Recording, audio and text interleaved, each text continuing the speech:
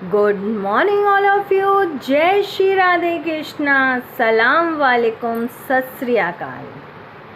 मैं शताक्षी उपाध्याय अपने इस चैनल पे आप सभी देखने वालों का दिल से स्वागत करती हूँ और आभार व्यक्त करती हूँ कि आपने मुझे जो उम्मीद नहीं थी उस ऊंचाई तक पहुँचाने में सहयोग प्रदान पल पल पे किया है। इसलिए मैं आप सभी का शुक्रिया अदा करती हूँ।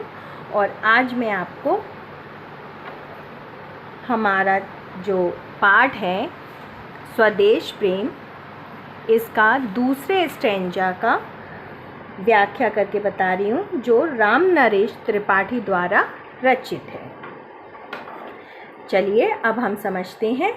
सच्चा यानी कि वास्तविक प्रेम, प्रेम आप सभी जानते हैं, इसमें सच्चा प्रेम यानी कि वास्तविक प्रेम वही होता है जिसकी तृप्ति यानी कि संतुष्टि, जिसकी तृप्ति का मतलब संतुष्टि यानी कि इच्छा का समाप्त हो जाना, संतुष्ट हो जाना, हमारे को सुकून मिल जाना। आत्म बलि, आत्मा के बलिदान पर, बलि का मतलब बलिदान पर हो निर्भर, यानी कि निर्भर करना, ठहरना है ना। भरा, निर्भर का मतलब होता है ठहरना भी होता है, भरा हुआ भी होता है, यानी कि डिपेंड होना, किसी के ऊपर आश्रित हो जाना।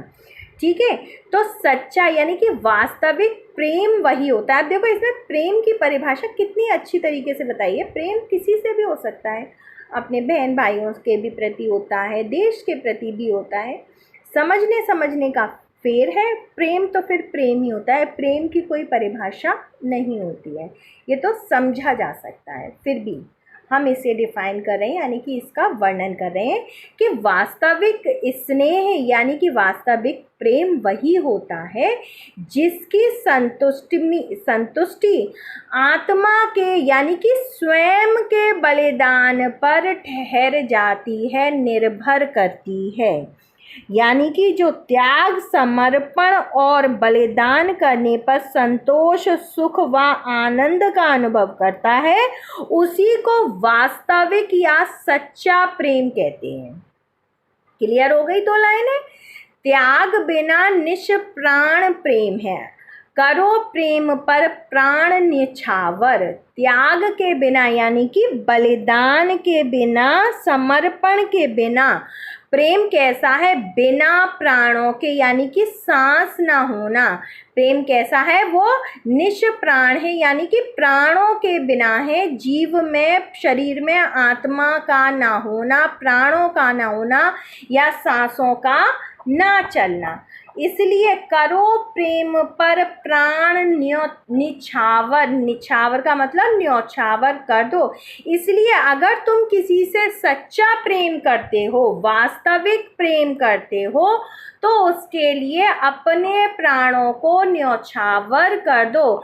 प्राणों को न्यौछावर करने का मतलब नहीं है कि हम किसी लड़की के चक्कर में आ गए या किसी लड़के के चक्कर में आ गए और हमने सुसाइड कर लिया, यानी कि मृत्यु, फांसी लगा ली, जहर खा लिया, कुएं में कूद गए।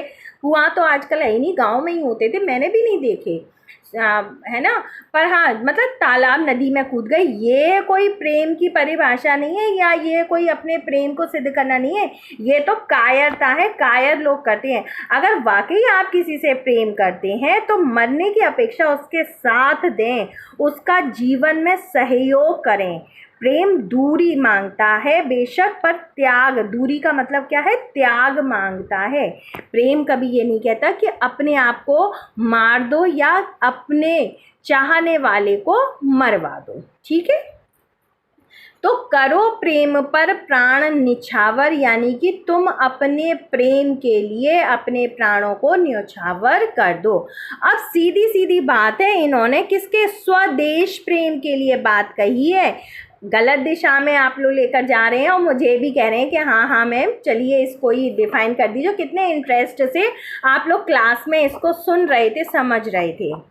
ठीक है, तो वो चीज़ नहीं है यहाँ पे। वो कह रहे हैं कि हे भारत के वीर नौजवानों, यदि तुम अपने देश से वास्तविक प्रेम करते हो, सच्चा प्रेम करते हो, तो अपने देश के लिए तुम अपने प्राणों को, स्वयं को न्यौछावर कर दो क्योंकि अपने तभी तुम्हारे प्रेम की संतुष्टि होगी, तुम्हारे त्याग पर, बलिदान पर ही तुम्हारे प्रेम की तृप्ति यानी कि संतुष्टि समाई हुई है, ठहरी हुई है। निर्भर का मतलब ठहरी हुई है।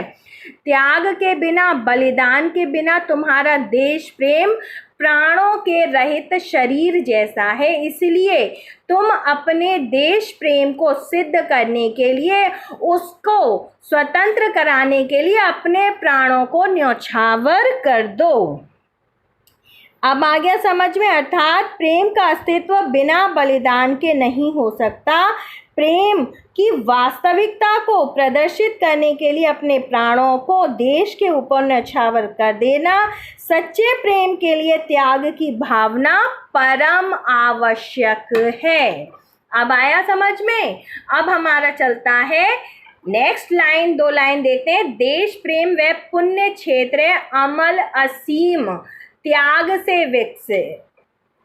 देखो, अमल, मल का मतलब आप सभी जानते हैं, मल का मतलब गंदगी, और अमल हो गया यानी कि गंदगी से रहित, यानी कि मल से रहित होना। गंदगी से रहित होना, मल से रहित होना, तो वो गंदगी से रहित हो यानी कि आपके अंदर अच्छी भावनाएं हो अपने प्रेम के प्रति। आपके मन में क्या भावनाएं हो? अच्छी भावनाएं हो। असीम, जिसकी कोई सीमा ना हो, उसे कहते हैं असीम। यानी कि गंदगी यानी कि आपके मन में कोई बैर की भावना ना हो, द्वेष की भावना ना हो किसी के प्रति। और आपका प्रेम कैसा हो? असीम हो, जिसकी कोई सीमा ना हो, आपके प्रेम की कोई सीमा ना हो। त्याग से विलसित हो मतलब खिलता रहे, उसका त्याग से उसका विकास हो, यानी कि प्रेम का विकास, प्रेम और अधिक बढ़ता है। देश प्रेम वह पुण्य पवित्र क्षेत्र है, यानी कि स्थान है। देश प्रेम का स्थान एक ऐसा पवित्र स्थान है जो स्वच्छ, अमल यानी कि गंदगी ना हो, यानी कि स्वच्छ हो गया, साफ हो गया। अमल यानी कि स्वच्छ या साफ, निर्मल, कोमल या असीम का मतलब जिसकी कोई सीमा ना हो, और जो त्याग से यानी कि बलिदान से उत्पन्न हुआ हो। विलसित हो मतलब उत्पन्न हुआ हो, या जिसका बढ़ जाता हो या विकास होता हो। तो देश पर बलिदान व त्याग करके, देश पर बलिदान व त्याग करके देश प्रेम की भावना को हम क्या कर सकते हैं? विलसित कर सकते हैं, बढ़ा सकते हैं, उसे शोभायमान कर सकते हैं। आत्मा के विकास से जिसमें मनुष्यता होती है विकसित, आत्मा के विकास से। और देश प्रेम की भावना हमारे कब शरीरों में जागृत होगी? जब देश प्रेम की भावना होगी तो आत्मा का विकास होगा, यानी कि हमें त्याग समर्पण की भावना का हमारे दिलों में, हमारे मन में विकास होगा, तो मनुष्यता होती है विकसित। आत्मा का विकास होगा तो हमारे हृदय में मनुष्यता, मानवता, मानवता यानी कि द्वेष भावना का ना होना, सबके प्रति दया भावना का होना, सबके प्रति समर्पण का भाव होना, सबके प्रति त्याग का भावना होना, यानी कि हिंसा को उत्पन्न ना करना, हमारी क्या हो गई? मनुष्यता का विकास होता है। मनुष्यता उत्पन्न होती है, कब उत्पन्न होती है? जब हमारी आत्मा का विकास हो जाता है, हमें ज्ञान की प्राप्ति हो जाती है, तब हमारे हृदय में मनुष्यता, मानवता का विकास होता है, मानवता उत्पन्न हो जाती है। अतः मनुष्य हृदय में मानवता अथवा इंसानियत उत्पन्न करने के लिए देश प्रेम की भावना परम आवश्यक है। यदि हम अपने भारत के वासियों का उद्धार कब कर सकते हैं? जब हमें देश प्रेम होगा। नहीं तो हमें किसी से क्या मतलब है, हमारे देश में कोई मारे, कोई कटे, हमें क्या लेना देना है? पर नहीं, हमारे अंदर इंसानियत कब जागृत होती है? जब हमारी आत्मा शुद्धता, गंदगी रहित हो जाती है, यानी कि स्वच्छ हो जाती है, साफ हो जाती है, तब हमारे मनुष्यता, मानवता का विकास हो जाता है। अब आगे ये पूरा समझ में बहुत अच्छा है। अब इसमें क्या है? देश प्रेम की भावना को जागृत करने के लिए मानवता का विकास होता है, इस बात पर प्रकाश डाला है। अब देखो यहाँ पे भाषा कौन सी है? अब देखो भाषा हमारी कौन सी आ रही है, भावात्मक भाषा आ रही है, हमारी भावनाओं का विकास हो रहा है। भावनाएं एक दूसरे, प्रेम में क्या होता है, हमारी भावनाएं एक दूसरे से जुड़ती है ना, चाहे वो देश के लिए जुड़े चाहे वो किसी और के लिए जुड़े। दो दिलों की भावनाओं, दो जगहों की भावनाओं, या किसी से लगाव होना, किसी से भावनाओं का जुड़ना, तो ये क्या हो गई, हमारी हिंदी कौन सी हो गई, भावात्मक हिंदी हो गई।